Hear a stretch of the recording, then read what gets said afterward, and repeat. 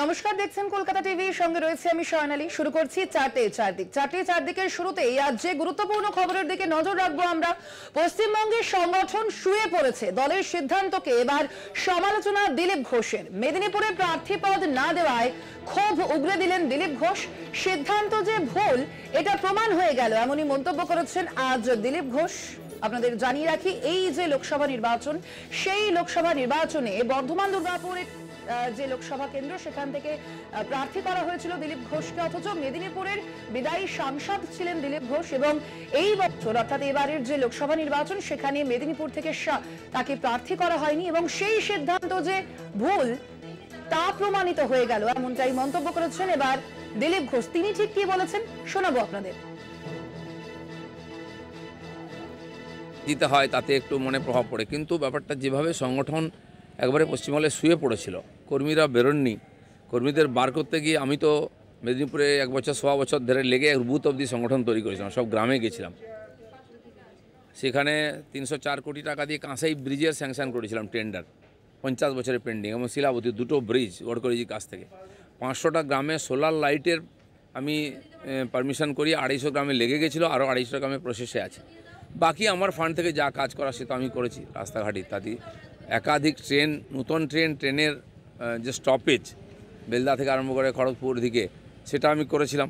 তো মানুষ খুশি ছিল, সমস্ত পার্টির লোকেরাই আমার পক্ষে ছিল। যে কোনো কারণে হোক, পার্টির সিদ্ধান্ত নিয়েছে সেটা ঠিক ছিল না, প্রমাণ হয়ে গেছে। তো আমি বাকি জায়গায়ও করব, কিন্তু সংগঠন যেভাবে ঢিলে হয়ে গেছে সব জায়গায়, বুথে আমরা প্রথমে লোক খুঁজে পাইনি, খুঁজে দাঁড় করাতে এজেন্ট খুঁজতেও হয়েছে। তো দুর্বলতা ছিল সংগঠনের, সেই জন্য সব জায়গায় সার্বিকভাবে আমাদের ভোট কমেছে এবং হার হয়েছে। এ বিষয়ে আমরা আরো বিস্তারিত জানবো। আমাদের সঙ্গে রয়েছেন সরাসরি আমাদের প্রতিনিধি মনা বীরবংশী, আমরা কথা বলবো তার সঙ্গে। মনা, আমরা দেখতে পাচ্ছি যে দিলীপ ঘোষ তিনি অবশ্যই একটি তাৎপর্যপূর্ণ মন্তব্য করেছেন। মূলত তার যে মূল্যায়ন, তার ঠিক কি কারণ, আর তার পাশাপাশি জানতে চাইবো যে লোকসভা নির্বাচনে বিজেপির যে ফলাফল, তার পরবর্তী সময়ে কতটা গুরুত্বপূর্ণ দিলীপ ঘোষের এই মন্তব্য।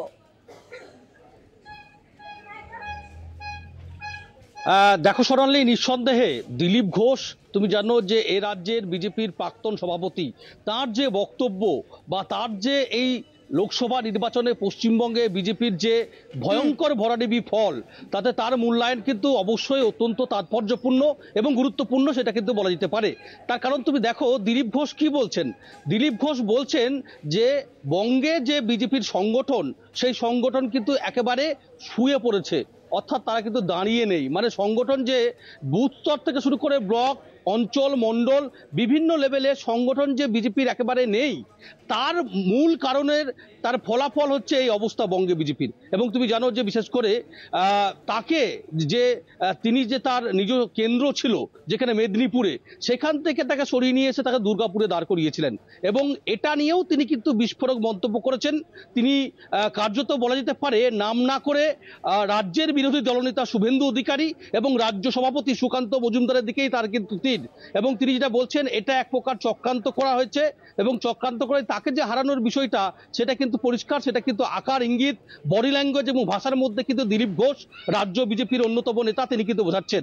তার কারণ তিনি পরিষ্কার ব্যাখ্যা দিচ্ছেন যে তিনি যখন 2019 সালে যখন এ রাজ্যে যখন নির্বাচন হয়েছিল লোকসভা, তখন তার সভাপতি পদ ছিল, এবং সেই সময় তিনি কিন্তু কেন্দ্রীয় বিজেপি নেতাদের বা কেন্দ্রীয় বিজেপি নেতৃত্বকে তিনি কিন্তু 18টা লোকসভা আসন পশ্চিমবঙ্গ থেকে উপহার দিয়েছিলেন। কিন্তু তারপরে দেখা যাচ্ছে এই যে 24-এর, মানে 19-এর পর 24-এ একেবারে ভরাডুবি অবস্থা, ভয়ঙ্কর খারাপ অবস্থা বিজেপির, সেটা কিন্তু তিনি আকার, ইঙ্গিত এবং পরিষ্কারভাবে তিনি কিন্তু মূল্যায়ন করেছেন। এবং এর সমস্ত দায়ভার নিতে হবে অবশ্যই বিজেপির বিরোধী দলনেতা শুভেন্দু অধিকারী এবং রাজ্য সভাপতি সুকান্ত মজুমদার। তিনি কিন্তু নাম না করে সেটাই কিন্তু বলছেন। তার কারণ তিনি বলছেন, যখন ভালো ফল হবে তখন গলায় মালা পরাবে কে, কৃতিত্ব নেবে কে, তখন আপনারা। আর এই যে ভরাডুবি অবস্থা, সেখানে আপনারা ব্যর্থতা দায় স্বীকার করবেন না, এটা তো হতে পারেন না।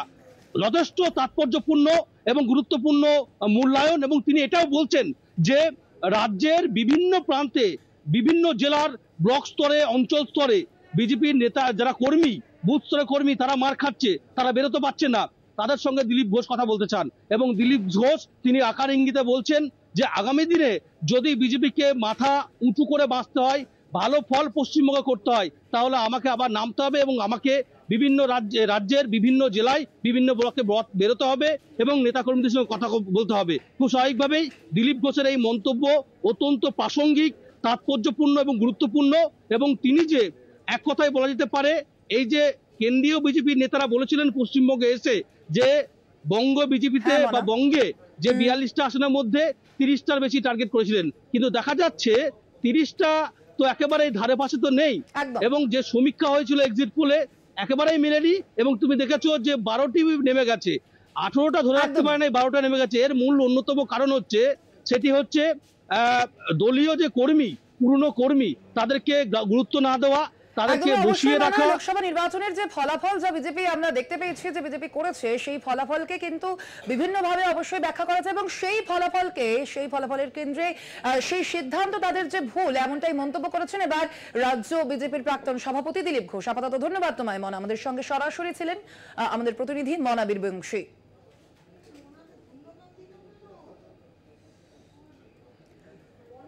এ বিষয়ে আমরা কথা বলেছিলাম ফোন লাইনে তৃণমূল নেতা শান্তনু সেনের সঙ্গে। তার কি প্রতিক্রিয়া শোনাবো আপনাদের।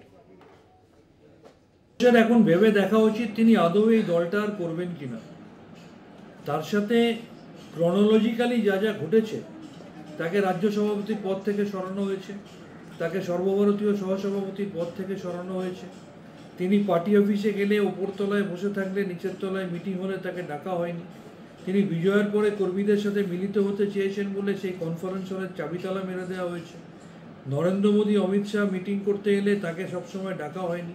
তার নিজের কেন্দ্র যেখানে তিনি 5 বছর সাংসদ ছিলেন, সেখান থেকে তাকে সরিয়ে দেওয়া হয়েছে।